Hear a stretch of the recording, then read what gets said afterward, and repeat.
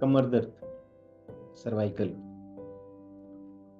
कभी शुरू हुआ होगा, लेकिन किसी को जिम से हो जाता है, किसी को झुकने से, बाल्टी उठाने से, वजन उठाने से, गलत पोजीशन से, कोई स्पोर्ट्स एक्टिविटी से, रीजंस कुछ भी हो सकते हैं। लेकिन आपने कभी ये सोचा कि जब शुरू हुआ है और धीरे धीरे ये बढ़ता ही गया, और ऐसी भी क्या बीमारी है कि महीना, 2 महीने, 6 महीने, साल, 5 साल, 10 साल, हमारे पास इस तरह के पेशेंट आते हैं, 10-10 साल से प्रॉब्लम है, 15-15 साल से प्रॉब्लम है।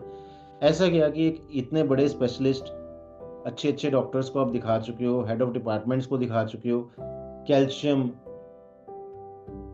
विटामिन्स, न्यूरोबियन के इंजेक्शन, न्यूरोबियन और इस तरह की टैबलेट्स, विटामिन B12 के doses, calcium sachet, pain killers, बस।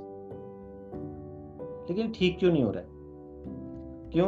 क्योंकि इसको समझिए कि यहाँ पे जकड़न है रीढ़ की हड्डी में, या हमें सर्वाइकल है तो यहाँ पे हमें एक स्टिफनेस होती है, जकड़न होती है। अब हम क्या कर रहे हैं? एक मसल रिलैक्सेंट ले रहे हैं, पेन किलर।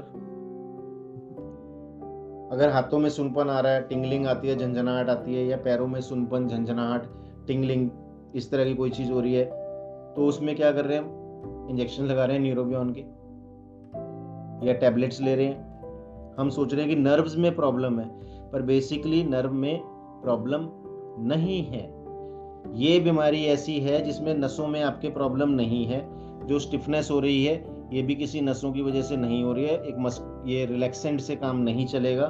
अब इसमें हो क्या रहा है कि आप इसको, मैं एक एग्जांपल देता हूँ कि आपके घर में नलका जो है किचन में, उसमें गंदा पानी आ रहा है। आप उसमें कभी फिल्टर लगा रहे हो, कभी कपड़ा लगा रहे हो, कभी कुछ और लगाते हो, और कोशिश कर रहे हो कि भाई पानी साफ हो जाए, लेकिन बार बार आपको यही प्रॉब्लम आ रही है। आपने जाके फिर टैंक चेक किया, तो क्या हुआ?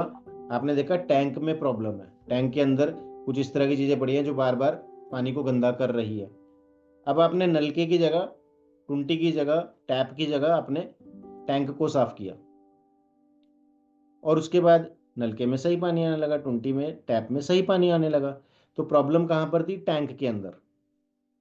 सेम केस है, मान लीजिए कि एसी काम नहीं कर रहा है, हम एसी को ठीक करे जा रहे हैं, कभी फिल्टर चेंज कर रहे हैं, कभी उसके कुछ कर रहे हैं, कभी कुछ कर रहे हैं।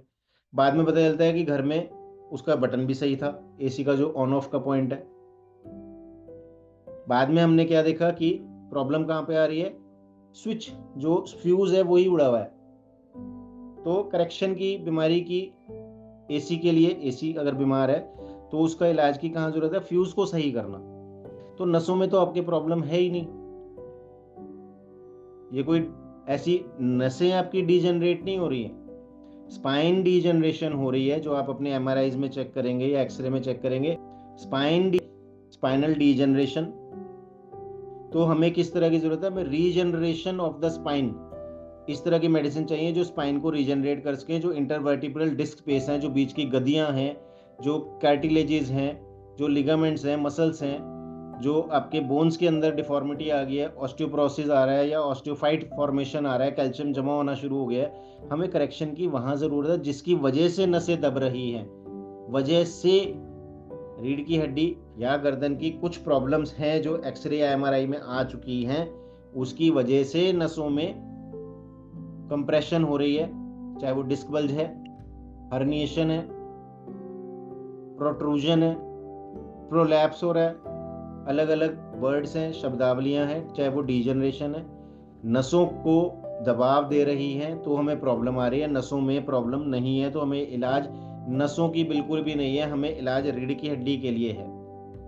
हमारी दवाइयां वहां जाके काम करती हैं। That's why we are different. और जैसे जैसे आपकी स्पाइन में फर्क आता है, 2 से 3 महीने लग जाते हैं एक अच्छा रीजनेबल फर्क आपको दिखने के लिए, और आपके वही सुनपन, जो झंझनाहट, जो नंबनेस हो रही है, वो सब ठीक होना शुरू हो जाता है। ठीक है? और ज़्यादा जानकारी जानने के लिए आप हमारे वीडियोस के साथ जुड़ें और रेगुलर अपडेट्स देखें।